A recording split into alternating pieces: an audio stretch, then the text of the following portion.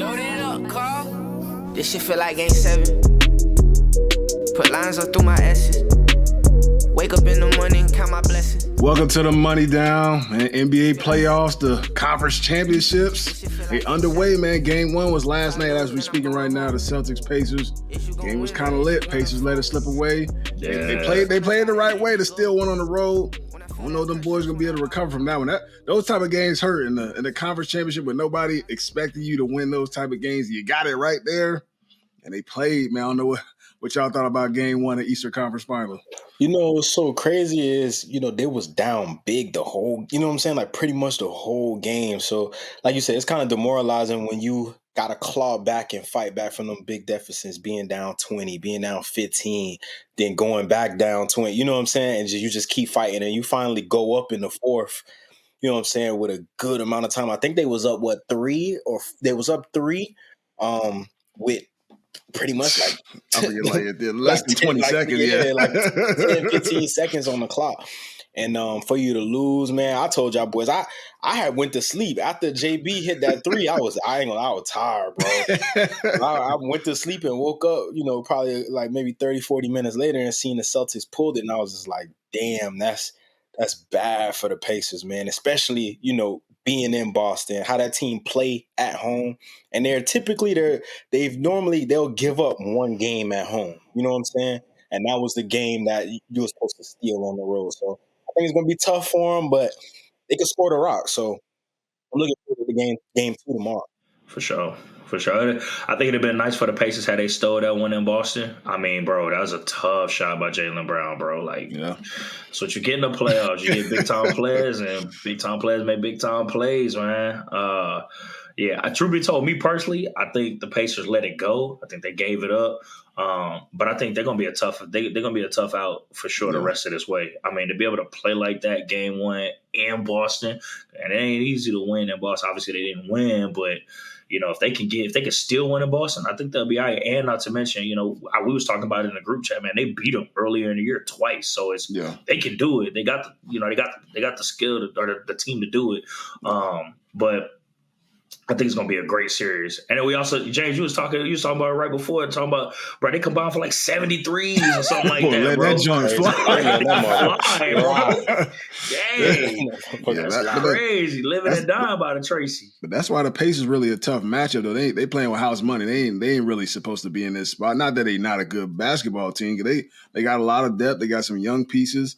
They got a ton of players who can shoot. They gonna stress you out. They gonna pick up the pace, you know what I mean? But I think this type of game is good for the Boston Celtics, though, because they need to get tested early on. Now they probably wake up a little bit of that. I don't mean the Pacers are going away, though. They gonna still put that stress on you. I feel like this series goes at least like 6 games. I don't think the Pacers just going down easy. Man, you saw how they I know the Knicks was banged up, but you saw how they stressed them out.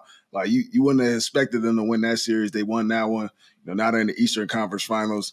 They're gonna be a tough out, and then the game that's going on right now as we talking, the Timberwolves, the Mavs, it's a great game right now, third quarter.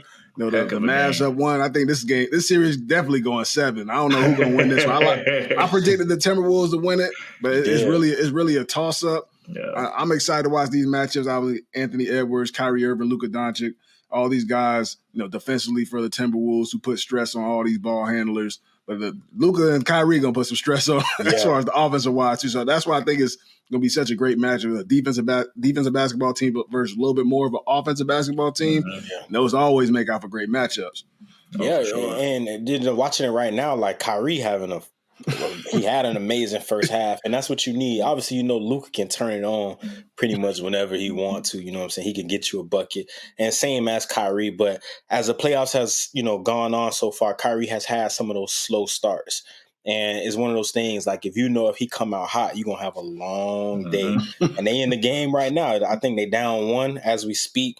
It's an exciting matchup, man. You got two teams full of star players, right? Luka Doncic, Kyrie, Anthony Edwards, Karl Anthony Towns. Like the names and the star power is there. I'm gonna go with Ant-Man and them for the series, man. But I think, like you said, it either goes 6 or 7, and whoever it is gonna be kind of, because the Timberwolves play really good defense, like you said. They stress these teams out. They got so many different players that they can throw, at their star player like Kyrie or Luka Doncic to kind of give, Anthony Edwards and Karl Anthony Towns and Rudy Gobert just a little bit of leeway. But then also on the other end, Dallas has been playing great defense since the playoffs have started. Yeah, Like, they turned it up a notch. Yeah, we got to give them credit for that, right? They're not normally known for being a defensive team, but they've played great defense. So I just think that the whole matchup from both ends, Eastern and the Western Conference Finals, I think they match up well, and we're in for a treat for this series going into the finals.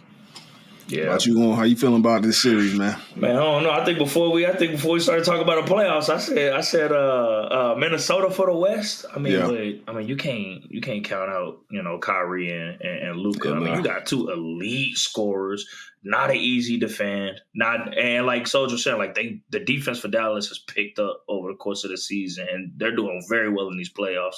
So, I mean, defense wins games, so it's going to depend on who plays the best defense in this series, man. I do think it's going to be a score fest because, I mean, Luka, Kyrie, they're going to put up buckets, and Edwards is going to put up buckets. I mean, Cat playing out of his mind today. Yeah, he done turned it up. I feel like and unlocked him back a little bit. For sure. Definitely. And definitely done gassed him up a lot. But I mean, that's what Cat is. You know what I'm saying? Like, now he's got somebody that, is going to handle the load, and he could be an asset, an accessory to that, right? And get his buckets, where he needs to. And I mean, he's been playing great ball this year.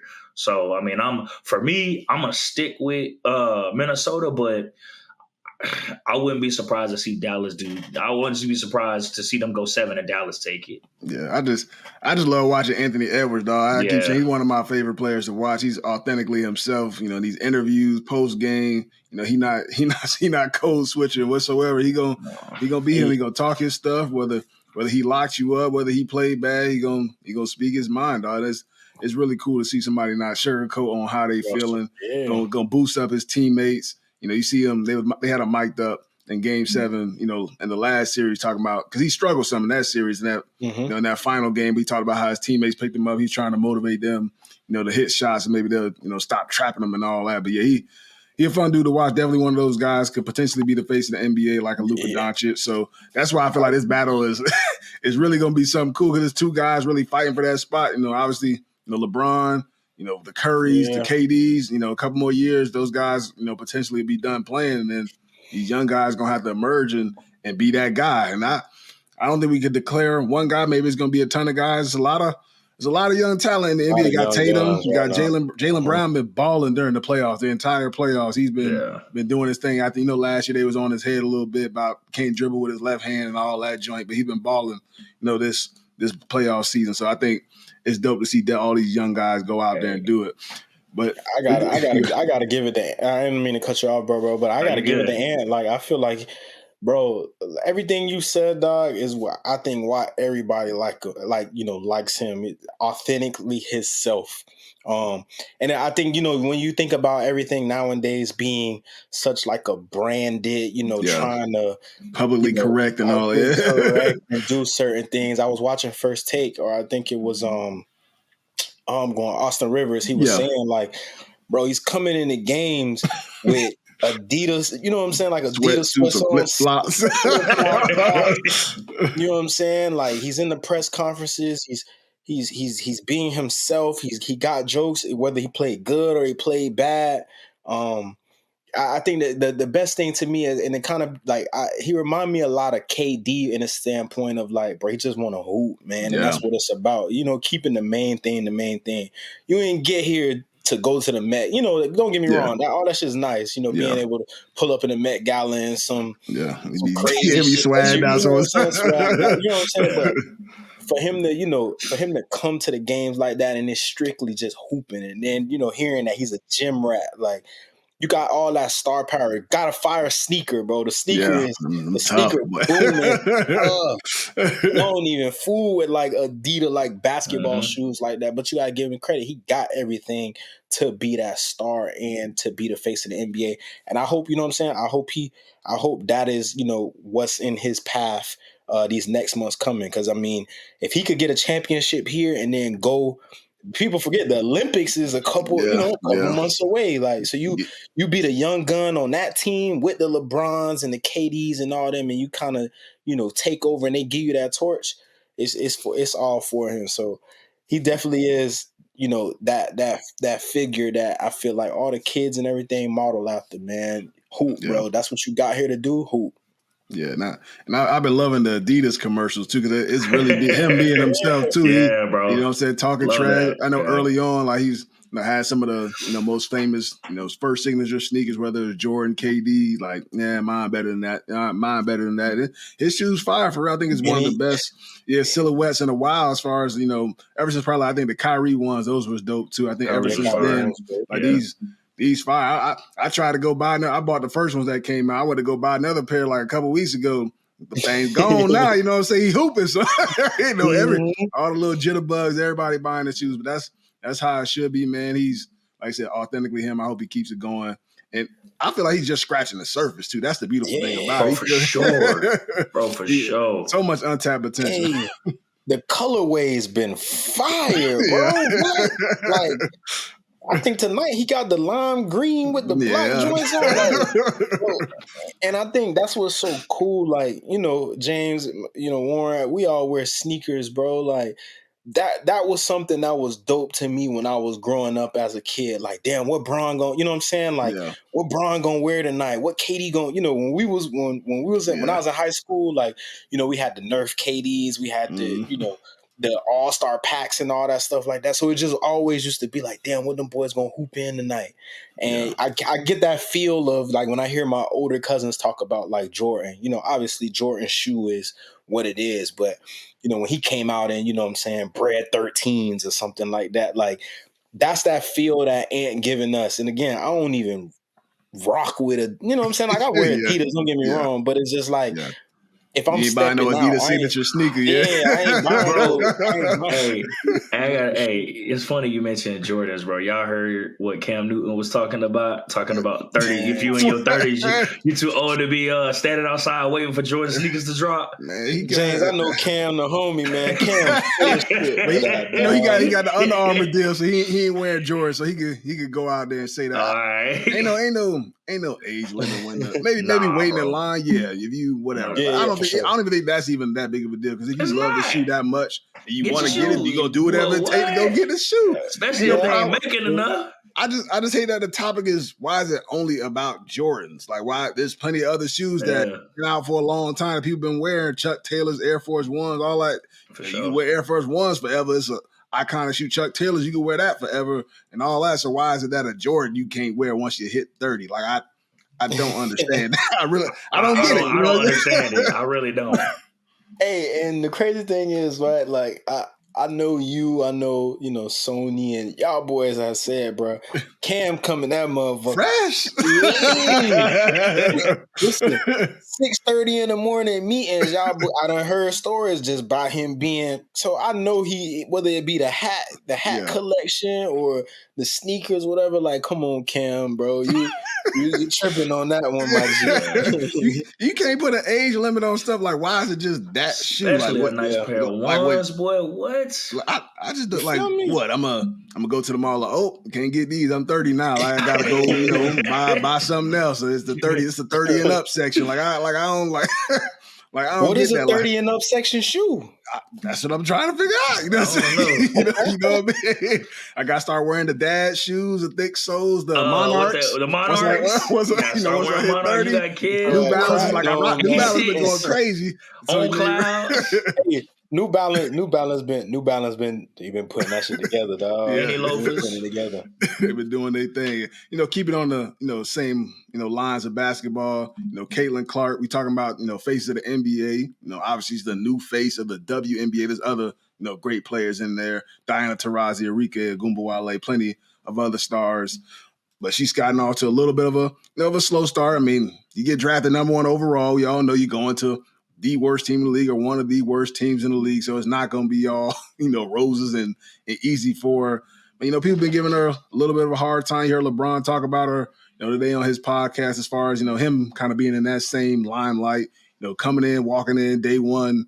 They expecting you to take your team to the chip, you to, be first place immediately. But that's not how this jump work. But I just think that there's obviously a lot of pressure on her. There's a lot more attention on the WNBA now. You see whenever they post on Bleacher Report, ESPN, there's a 4,000 comments, which is great to see, which is beautiful for them to get the attention that they're getting. But I think they gotta chill out on her some, let her ease herself into it. She just got to playing college basketball like a month or two ago. Like it ain't that far off ago. So it's gonna take an adjustment period, and that's what I think Diana Taurasi was alluding to. When she was talking about it's gonna be a transition for her. Not saying that she was gonna struggle, like not be a good player, but you got to get acclimated. You're going to a team that you're not used to. You're not playing college basketball no more, and obviously she's gonna get everybody best shot when she's going up against any team. So I don't know what y'all opinions on her start to her WNBA season. I think one or two things. I think the first thing, as we talked about, like it's not gonna be just like peaches and cream when you walk into when you walk. It's a new pace of the game. Not everybody on your level. Things like that. Like you're not the star. I mean, you're the star of a team. You're the face of the team, but like you really got to work on ball movement, things like that. You can't be taking 23s a game. You're probably not going to put up 40 a game yet, right? Until you get acclimated to the pace. So you got to give her some time to get acclimated. She's going to be a face of the league for a long time. We know how well she plays. Sure. And once she transitions into that pace, it's going to be a wrap. The second thing is, bro, I think it's good, though, for the game and for the competitiveness, because now you got all these vets that are trying to, show her, hey, yo, it ain't going to be easy. So it's up in the competition level of how everybody's playing, and it's going to make the game a lot more fun to watch. Like, it's fun to watch it, now, especially in these last few years with, you got the new talent coming in and how well women's basketball has been doing. But this only makes it better. So let someone like Caitlin Clark come in, who we know is a baller. Now you're going against other ballers. The competition has been raised. It's going to be more exciting to see as things go along. Heck, you don't know. Somebody who's been there may pop and become you know what I'm saying? Like I think it's just good for the game, regardless. Like if she comes in and she just starts murking everybody, putting up 40 a game. I mean, like it's fun to see people score, especially somebody like Caitlin Clark when she comes into the league with all that hype.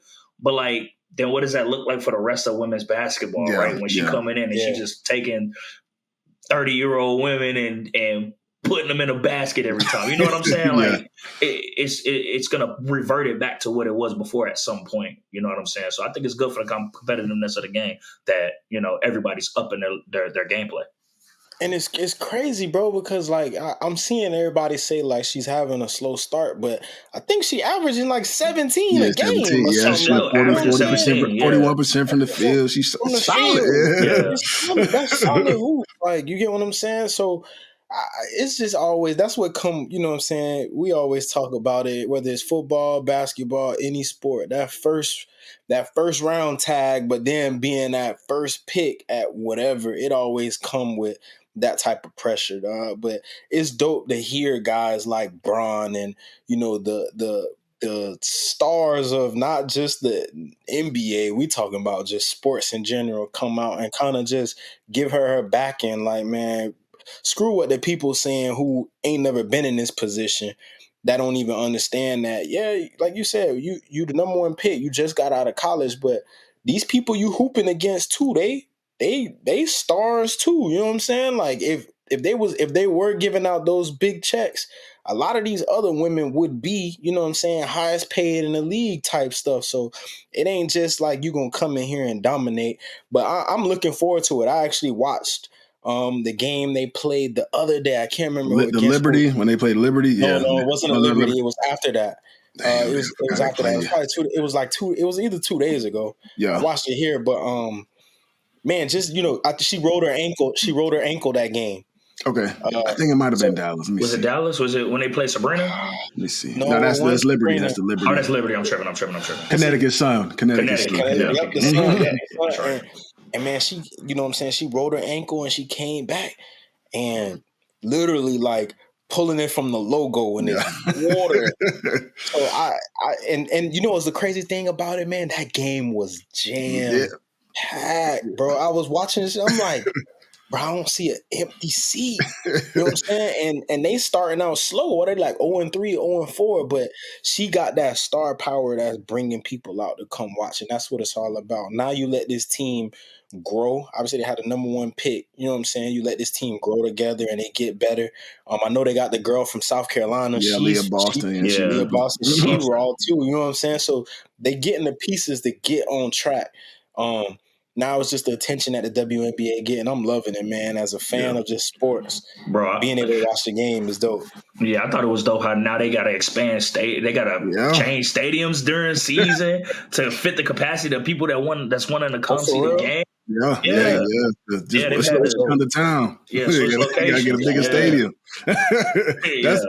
They might put them where the Pacers at. Where the Pacers at? Yeah, I think it's dope though, man. It was an electric atmosphere. You can see from some of the clips or watching the game. It really, the fans was into it. It came down to a last second shot. I think Leah Boston missed the game winning shot or to tie it at the end. So it was a good matchup, and I think it's going to continue to be exciting going forward. You know, you see they own the PJ now, the team on the PJ taking a flight. So like I said, the things are starting to flow, and I think I even seen what is the Las Vegas Aces. I seen the city like Las Vegas. They gave everybody like a $100K deal or something like that, which is dope to see. So things are starting to come in for them. It's going to continue to happen. Yeah, I did. Yeah, you're right, Perk. It is under investigation. They green. They green as hell. Oh man, why they green like that? They hating us up. My dog Trey.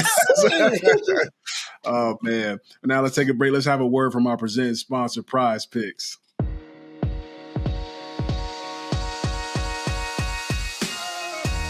Before we continue, let's have a word from our sponsor, Prize Picks.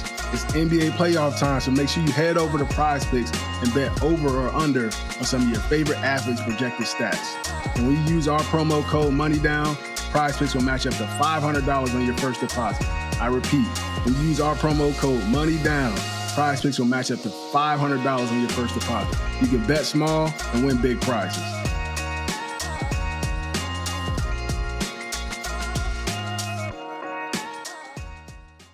Speaking of investigations, but not really an investigation, but we got Georgia's quarterback, Jaden Rashada. He is suing the University of Florida for not receiving his payout for his NIL, $13 million NIL deal that he signed with the Florida Gators. Yeah, when I seen it, I was like, ain't no way. Yeah, bro. $13 million. M's, boy. Yeah. Bro, this I know we got kids and stuff. Who the fuck is this? 13 out the gate? He must have been like that, I guess. My parents, they're a little too early, dog. Hey, he didn't get it though, so that's the issue. Did he get some of it? He had to get something, bro. I don't know how much he received. I don't think he received anything. I don't think he really played like that, but he ended up going to Arizona State, so he didn't end up going there. I know they signed a different quarterback, so that's probably where the money went once they signed somebody else. So, yes, it's a tough little deal. I know. Was it Florida or Miami? It was Florida, UF. It's Florida. Yeah. So that's the NIL deal. That's the NIL situation that are going on now. I think that's why there needs to be some type of like PA or some type of union where, these contracts that they supposedly signed needs to go somewhere. So it's, it's filed. So you have some proof of what every player is getting. There ain't no he say, no she say. It's like, look, I signed this deal right here. I was under contract for this amount of time. I was supposed to get this amount of money. Like, boom, there's no questions about it. So he would have got his money. It would have been no suing and all that. This is just the tip of the iceberg. It's gonna continue to happen. Like we saw the kid. It's gonna get worse. Yeah, from Alabama who he transferred, went to Iowa, got some bread, transferred back from Iowa back to Alabama. So it's like, you know what I'm saying? So this type of stuff is gonna continue to happen until obviously they settle. This whole thing where the NCAA has this little settlement that's going on where the schools could potentially, pay these players this money. But It's crazy. I ain't know kids are getting money like that just to sign out of high school. That's boy.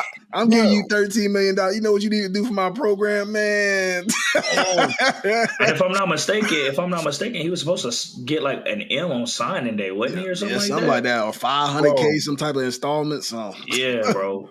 I'm pretty motherfuckers ain't getting that. That's second round picks. 13, bro. That's to get to 18-year-old. But that's the problem, though. We talked about that, bro. Some of these people, or some of these, organizations or whatever, not organizations, businesses or whatever, basically, they're trying to shell out these NIL deals, bro. They undercutting these kids, bro, because you ain't got nobody looking out for them, reading the fine print, seeing what the stipulations and regulations are and whatnot, and they promising these kids a bag to do X, Y, and Z. The kids really ain't paying attention to it. They think they just gonna get it. They signing something, they don't know what they signing, and next thing you know, this happens. You know what I'm saying? Like, bro, it's only gonna continue to get worse. Not kids trying to finesse the system, like we was talking about the kid at Alabama and things like that. Like, bro, where do you draw? Like, again, love that the players get paid. Let them make their bread.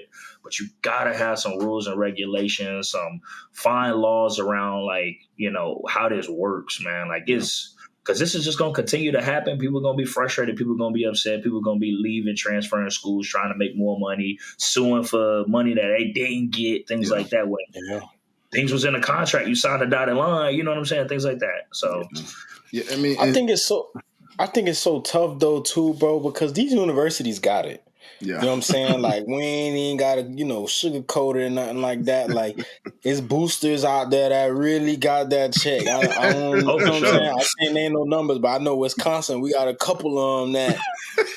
Well, they ain't doing nothing with that. Wisconsin ain't sharing that bag. We not. But, these teams like, obviously, like, teams like Bama, Florida, I'm sure they, you know what I'm saying? I'm sure them chips, you make it to them playoffs. You got that check, You got it. You get what I'm saying? But like you kind of said, Warren, we need James, like we need like a PA or, you know what I'm saying? We got to have these kids start hiring lawyers, bro, that can read that fine print and you understand what you signing before you know what I'm saying? Before you sign that, letter of intent. What's crazy to me though is it's going to be hard to kind of balance and fight, a kid like the one that signed to Bama, then went to Iowa, then went back to Bama. Like, like some of that stuff like that is crazy. I'm surprised Bama even took him back, bro. So he must be good. Yeah. You know what I'm saying? Yeah. But we got to figure it out, man. But NCAA.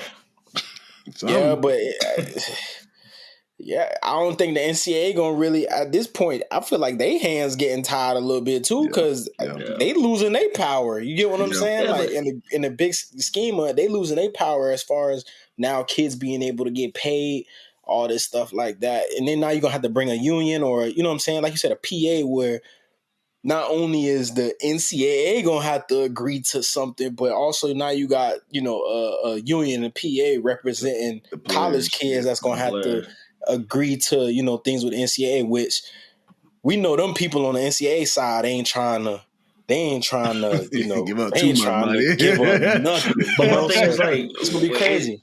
Like in a perfect world, or not, I don't want to say in a perfect world, but like is there a world where you could still regulate the transfer portal? You know what I'm saying? To at least alleviate some of that, because like you got kid like a kid that you transfer to one school, you transfer back to the same school. You got a kid that leaves one school, plays a year at another school, don't like it, then transfers to another school for NIL purposes. It's just like, can there be a fine line between like, okay, you get one transfer, you know what I'm saying? One and done transfer, figure out where you want to go, get your NIL and stuff like that there, whatever, or, take the NIL there, however that works. Yeah. But like the more we allow kids to continue to bounce around, especially kids that are household names, it don't matter where you play, really. Yeah. Like you're going to be on the field. You're going to, people going to want to see you play, obviously depending on how good you were, how high you were ranked and things like that.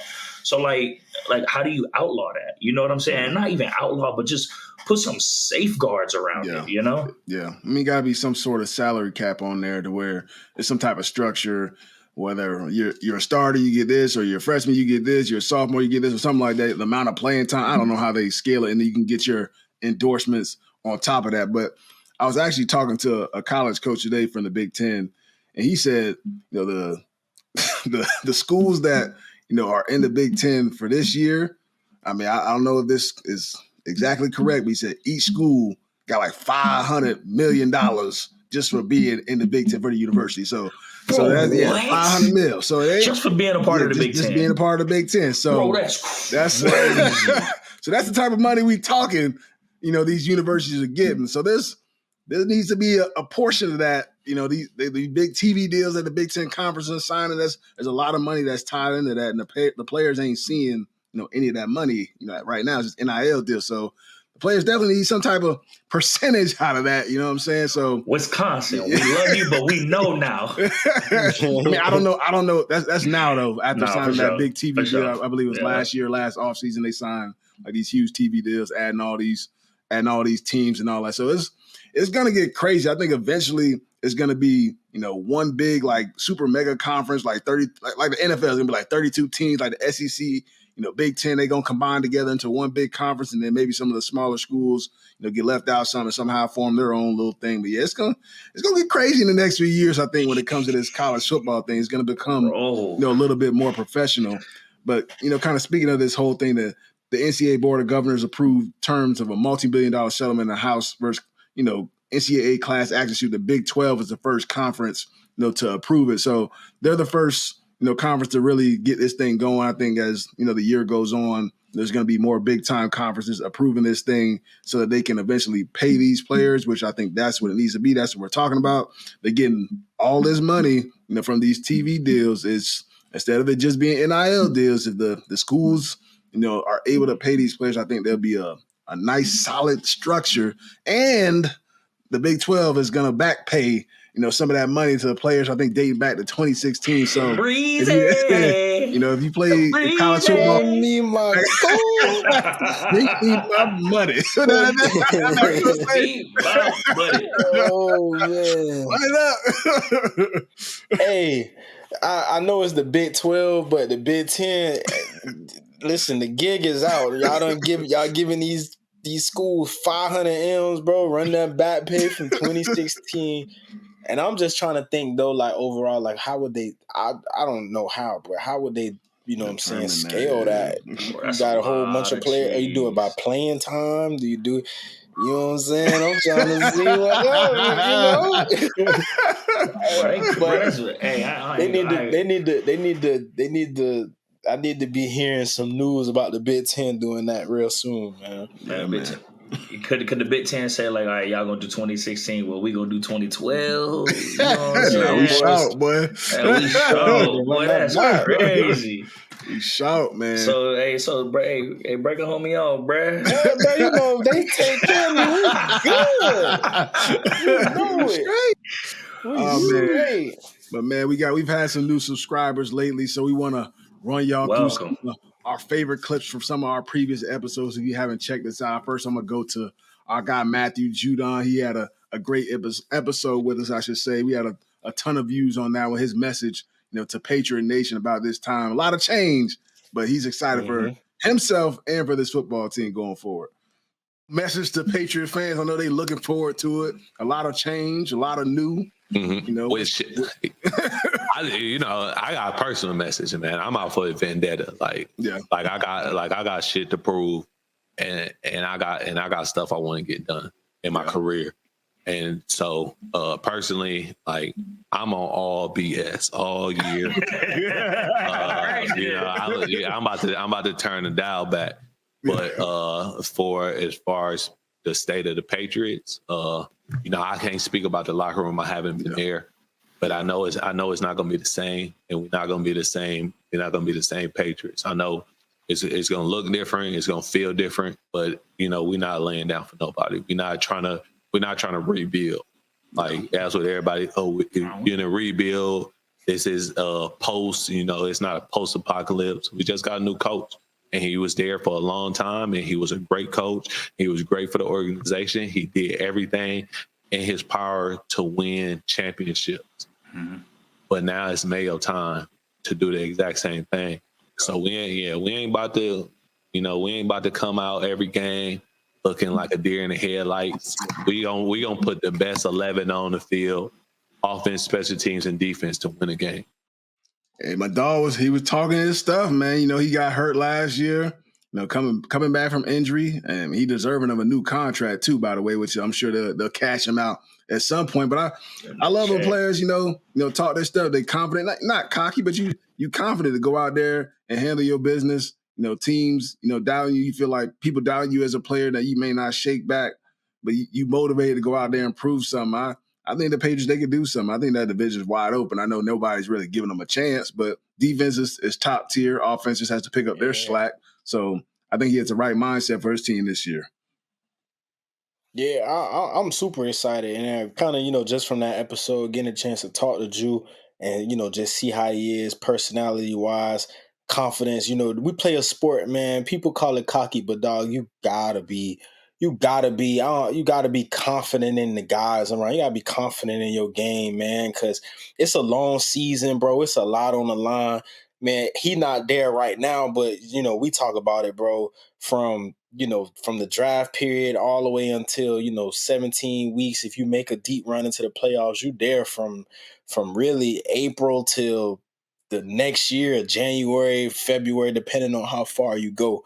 So it's a lot of blood, sweat, and it's a lot of things put into this effort to be successful. So when you got a top guy like Judon, who, like you said, he put the work in, he's deserving of a new contract. Obviously, they'll take care of that logistic, matter of it. Teams do things however they want to, but just for all them guys to be on the same page and go out there, I'm excited to watch the Patriots. I was kind of, I'm a Falcon fan, obviously, but through you, James, and just rooting for your success, I've kind of become a guy that pays attention to a lot of what the Patriots do, and with this whole podcast thing, we kind of Patriot fans on here. So, bro, I'm looking forward to it, man. They got a good team, like you alluded to. Defense, gas, bro. Yeah. Defense, real good. For sure. If the offense can pick up that slack, which we had KB on here, he sound excited. Brought in some new receivers that can contribute.